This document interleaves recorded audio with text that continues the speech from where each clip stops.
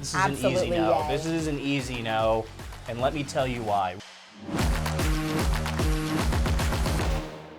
Welcome back to On Deadline, the Washington Examiner's political game show. I'm Christian Datoc. And I'm Tiana Lowe, Doescher. Each episode, we bring you the week's biggest news, give our takes, and then you get to vote on a winner at the end. Don't forget to like, subscribe, and share this episode with your friends. We're starting today Above the Fold, a segment where we both get to talk about our favorite stories of the week. Tiana, what's on your mind? From the failure of Bidenomics here at home to the spectacular comeback story in Argentina, 2024 has been a repudiation of neoliberal economics and a confirmation that classical economics still reign supreme. Here at home, voters punished Democrats for presiding over the worst inflationary crisis in 40 years with the first Republican popular vote victory in the past 20 years.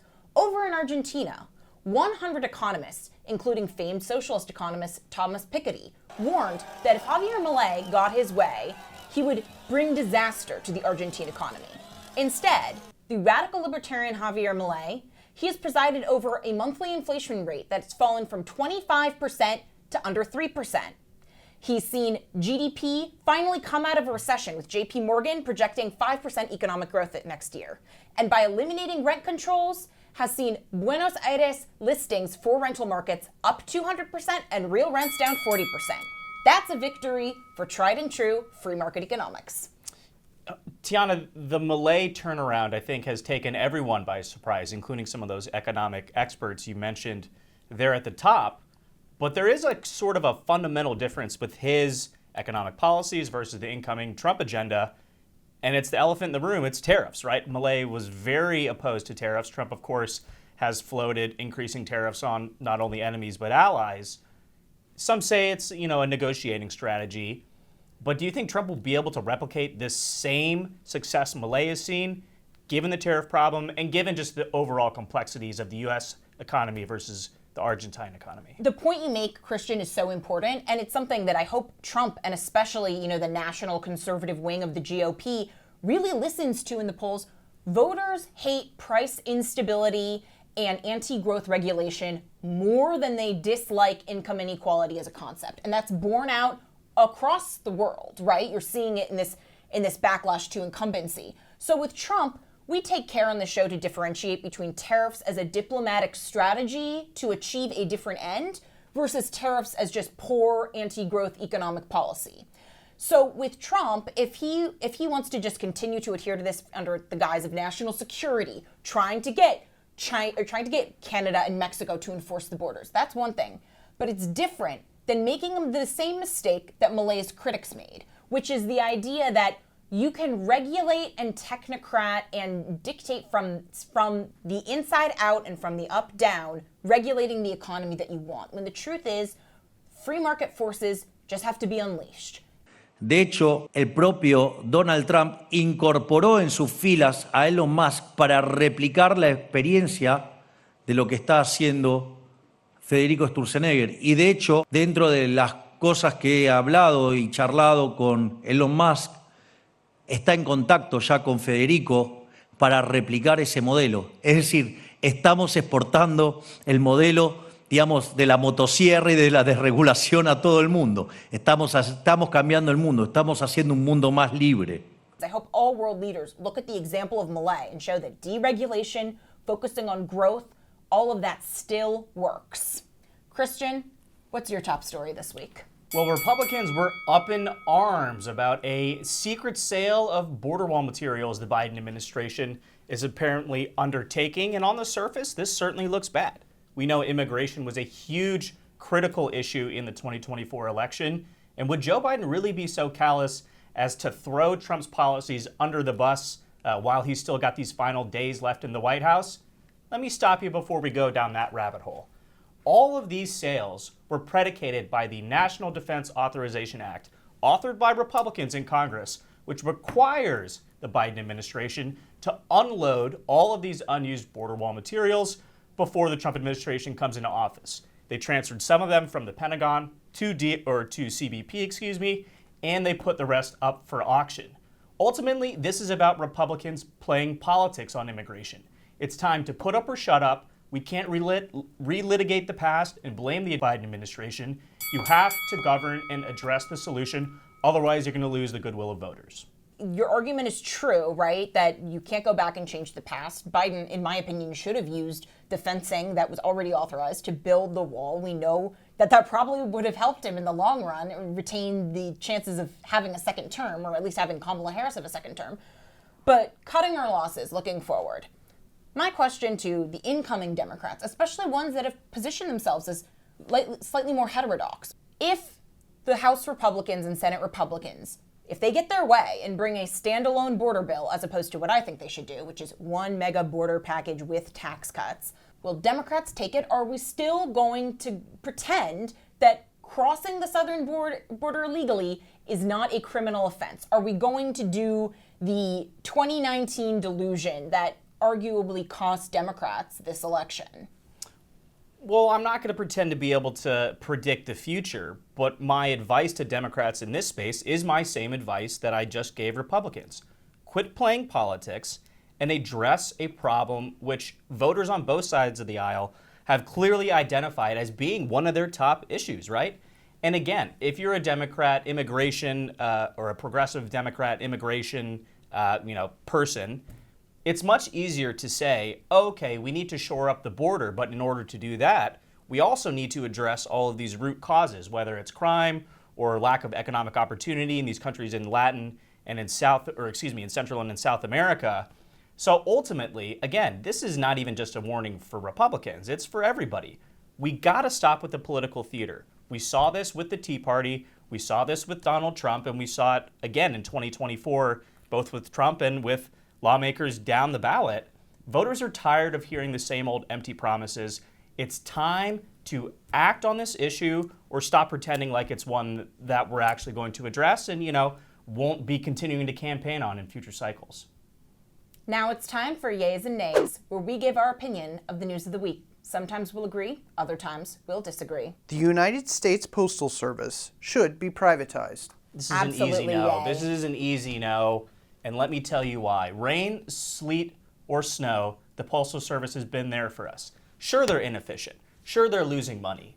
But what government agency or department, doesn't cost money to run? That sounds like a great argument for privatizing even more. Well, we have privatized, shipping companies already. That exists. That hasn't exacerbated or alleviated the problem we have at the Postal Service. But the main reason Donald Trump, and we got to throw him in there because he has flirted with the idea of privatizing USPS, the people who will be hurt the most by the elimination of a government-run postal service are Trump supporters in rural areas. You really think Jeff Bezos coming out over the top and, expanding his Amazon shipping monopoly, you think he's going to say, oh, there's like 11 people in rural Wyoming. Do I really need to expedite mail to them? No. The people who voted for Donald Trump will be hurt the most by privatizing the mail service. He absolutely should not do that. I mean, this is one of the core features of America, a government-backed postal service. I refuse, just like I refuse to engage in the delusion that the little poem written on the Statue of Liberty is somehow legally binding and important to America. I refuse to engage in the delusion that the Postal Service is central to the goals and missions of the United States government. Look, the Postal Service has seen an 80% decrease in package and mail that it's delivered. And yet, they hired another 190,000 new workers, most of whom are fully unionized. Now let's look at its profitability. The last year, the post office posted a net profit was 2006, which means if you had a child that was born that year, they are now old enough to vote. Last year, it posted a net operating loss of almost $10 billion. What company in America would be allowed to post operating losses that literally double year after year, which is what has been happening for the last 4 years? I would wager that if you are in rural Wyoming, it is cheaper, faster, and less regulated to get your mail through Amazon Prime than it is to get through the U.S. Postal Service. It is just not a core mission of the government to subsidize it and make it more cheap for you to send a piece of mail from, rural Washington state down to Key West. It's not written in the stars, and it's not as though the Postal Service is serving its bottom line, the consumer and the taxpayer. I'm going to take a step back here and really hammer home this argument for the audience at home. We've talked about a sort of death of American patriotism, the idea of American exceptionalism. 2 words for you: Pony Express. End of story. Next topic. Yes. Next topic. Yes. Okay. I feel the need to point out for the record, yes, the boys of the Pony Express were obviously much more heroic and worthy of like our national praise than the 190,000 unionized new workers who are delivering 80% less postage than the Postal Service of the past. Up next, we're filling in the blank. Blank will save TikTok from finally being sold. This is difficult because it sort of, predisposes that TikTok won't sell and that they won't be banned. But there's 2 answers in my mind. The first is Donald Trump, because he's already starting to play footsie with the idea of, throwing TikTok a lifeline. The other is the Supreme Court, because they have now agreed to hear TikTok's appeal of the ban put in place by the Biden administration. I guess we've got sort of a dark horse third party here. The Biden administration itself, President Joe Biden, in that law he signed, earlier this year, has the ability to give TikTok a 90-day stay on the ban. There are these competing bids to take over the company from fully American groups. And if there is, a serious bid that's in contention, the Biden administration, before leaving office, could say, we're going to operate in good faith. We're going to pump the brakes and let you guys go through with this. But what do you think about TikTok? China is the only thing that will stop it from getting sold. Ooh. Obviously, I don't think Donald Trump is being swayed by Jeff Yass, his donor. I think it's Donald Trump is swayed by the fact that TikTok kind of broke for Trump at the end, right? He did much better with the youth vote than anyone expected.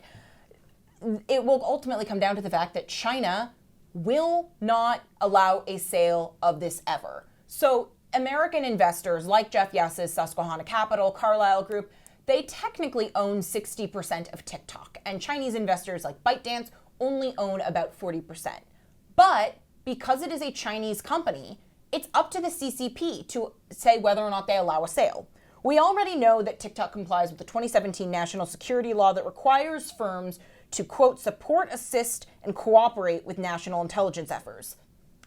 And the Chinese government has been very clear they won't give this up. Why? Because it's not about the money for them. If it were about the money, selling TikTok would be one of the easiest, highest profit margin in terms of dollar value sales in history. Think about it. So TikTok has 6 times as many users as Twitter and 3 times as much revenue, or 3 times as much net profit as Twitter.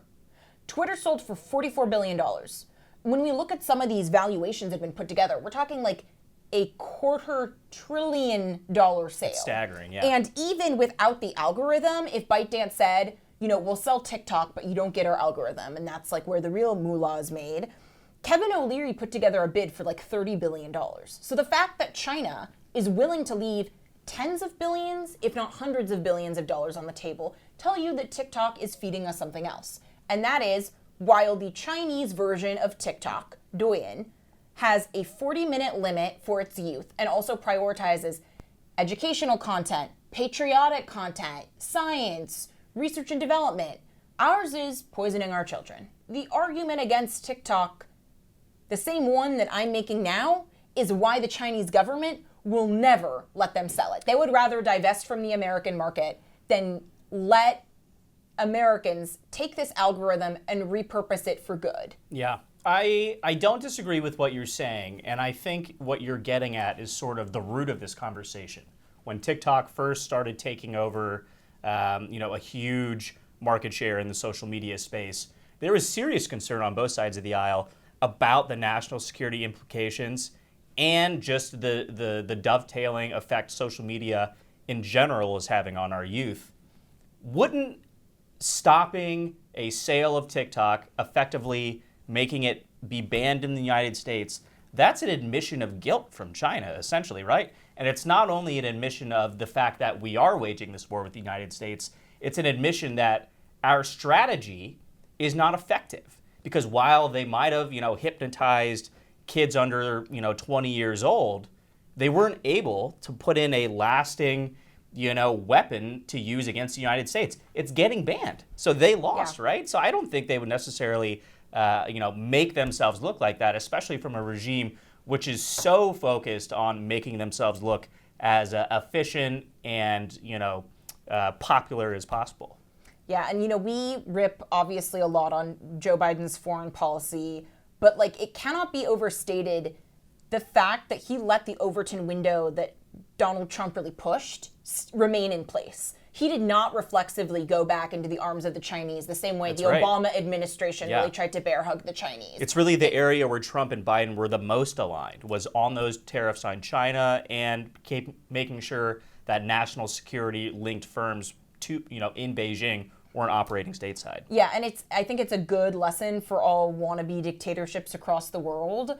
Not only is the U.S. icing China out of the culture of the conversation from national security perspective, economically, but also culturally, China is in small part doing this to themselves. Where is Jack Ma? Where is Fang Bingbing? All of China's biggest stars have basically been disappeared and censored by their own regime. But you'll never know about it if you're on the Chinese version of TikTok. And on to our last laugh, where we discuss some of the lighter news of the week. Donald Trump, I don't know, he likes winners, but there are 4 losers he just can't dump.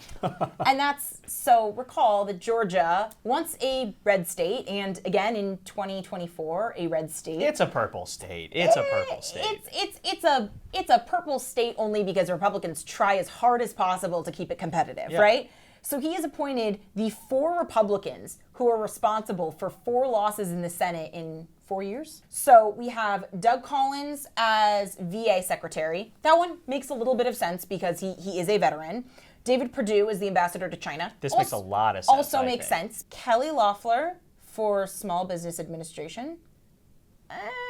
This is sort of like right-wing affirmative action. This is a donor nepotism wife pick, but okay. And then there's the one that just LOL, nothing matters, is Herschel Walker as ambassador to the Bahamas.